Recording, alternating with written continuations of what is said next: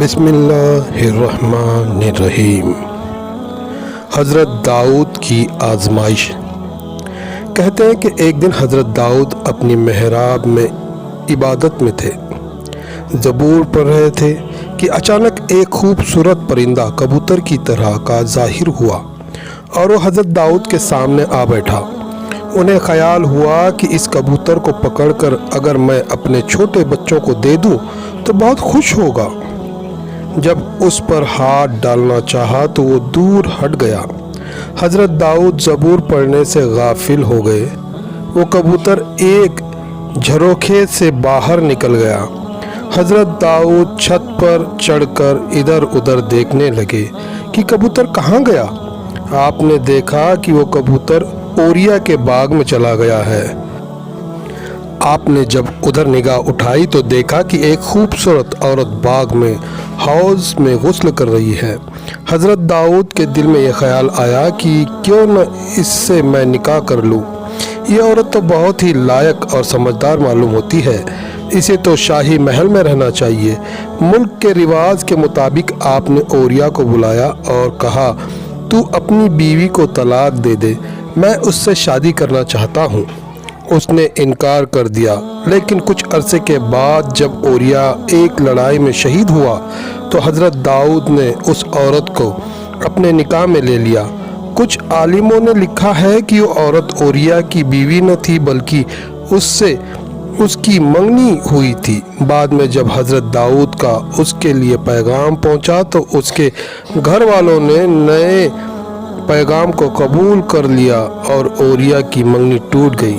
خدا کو یہ بات پسند نہ آئی، لیکن اس سے زیادہ یہی بات صحیح معلوم ہوتی ہے کہ شادی کا پیغام شہید ہونے کے بعد دیا گیا اور نکاح عدت ختم ہونے کے بعد ہی ہوا۔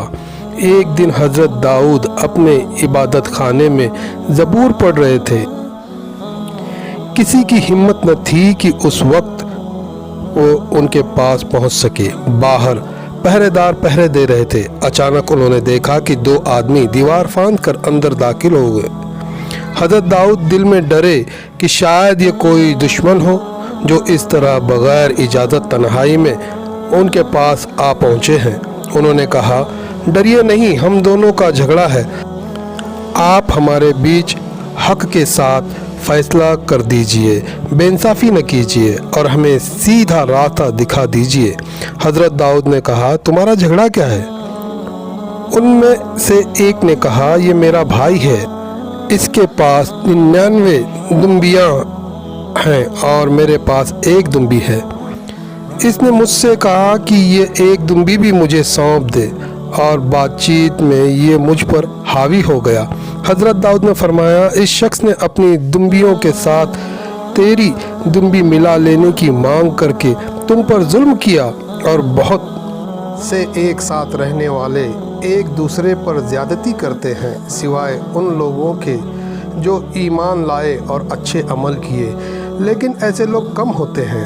حضرت داؤد کو خیال ہوا کہ یہ فرشتے تھے اور یہ مجھے میری مول پر اصل میں تنبیہ کی گئی ہے۔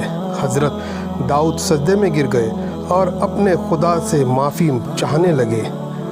کہتے ہیں کہ حضرت داؤد 40 دن تک نماز اور سجدے میں پڑے رہے، پھر خدا نے ان کی غلطی معاف کی۔ اس کے بعد حضرت داؤد 30 سال اور زندہ رہے۔ وہ اکثر شہر سے باہر نکلتے اور لوگوں کو زبور پڑھ کر سناتے، جس کا لوگوں پر بڑا اثر ہوتا تھا۔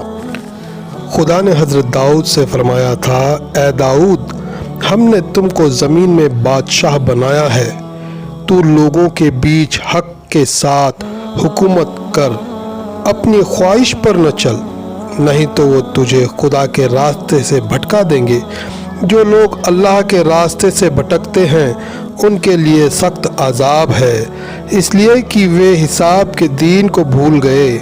حضرت داؤد نے اپنے بیٹے سلیمان کو اپنا جانشین مقرر کیا اور اس کے بعد دنیا سے انتقال فرمایا۔